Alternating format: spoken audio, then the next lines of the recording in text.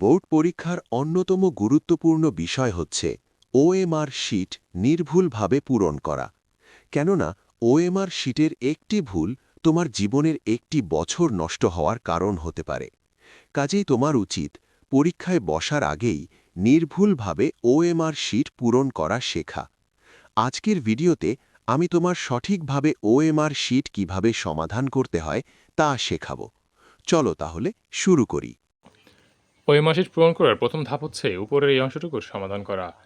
আশা করি আপনারা সকলে এই অংশটুকু সমাধান অন্তত করতে পারবেন। এবং সবচেয়ে গুরুত্বপূর্ণ ধাপ শুরু হয় রোল নম্বর লেখা থেকে। এখানে রোল নম্বর লেখার জন্য ৬টি ফাঁকা ঘর দেওয়া থাকবে। আপনারা সর্বপ্রথম এই ৬টি ফাঁকা ঘরে আপনাদের রোল নম্বরটি খুব সুন্দরভাবে, স্পষ্টভাবে এবং নির্ভুলভাবে লিখে ফেলবেন। এবং লেখার পর দেখবেন প্রতিটি ফাঁকা ঘরের নিচে কতগুলো সংখ্যার বৃত্ত দেওয়া আছে। আপনার রোল যে সংখ্যা নিচে ঠিক সেই সংখ্যার বৃত্তটি পূর্ণ করবেন। যেমন এখানে আমার প্রথম ঘরে ছিল 1, কাজে আমি নিচে 1 বরাবর নিচে 1-এর বৃত্তটি পূর্ণ করেছি। একইভাবে এখানে আমার দ্বিতীয় সংখ্যাটি ছিল 5, সেজন্য আমি 5 বরাবর নিচে 5-এর বৃত্তটি ভরাট করেছি। 8-এর জন্য নিচে 8-এর বৃত্তটি ভরাট করেছি।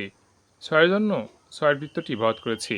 একইভাবে পরবর্তী দুটি সংখ্যাও ভরাট করেছি।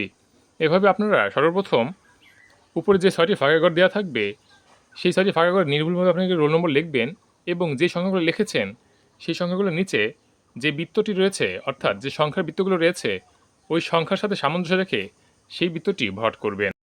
বৃত্তগুলো অবশ্যই কালো বল পয়েন্ট কলম দ্বারা পূর্ণ করতে হবে এবং অবশ্যই বৃত্তটি সম্পূর্ণ পূর্ণ করতে হবে। এবং বৃত্ত সম্পূর্ণ করার ক্ষেত্রে অবশ্যই খেয়াল রাখবেন দাগগুলো যেন বৃত্তের বাইরে না চলে যায়। রোল নম্বর সঠিকভাবে লেখার পর আপনার কাজ হচ্ছে রেজিস্ট্রেশন নম্বরটা সঠিকভাবে পূর্ণ করা। এখানে রেজিস্ট্রেশনের জন্য 10টি ফাঁকা ঘর দেওয়া থাকবে। এই 10টি ফাঁকা ঘরে আপনার রেজিস্ট্রেশন নম্বরটি সঠিকভাবে এবং স্পষ্টভাবে লিখে ফেলবেন। এবং একইভাবে, অর্থাৎ রোল নম্বর যেভাবে পূরণ করেছিলেন একইভাবে রেজিস্ট্রেশন নম্বরও পূরণ করবেন এবং একইভাবে বিষয়কোডও পূরণ করবেন। সর্বশেষ বিষয় হচ্ছে সেট কোড পূরণ। এতে আপনি প্রশ্ন পাওয়ার পর করবেন।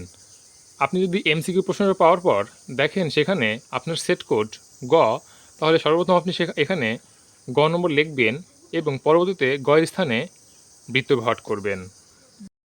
আপনার সেট যদি গ না হয়ে অন্য কিছু হয় তাহলে সেটি আপনি প্রশ্ন থেকে দেখে প্রথমে উপরে লিখবেন এবং তারপর নিচে সেই অক্ষরের বৃত্তটি ভরাট করবেন।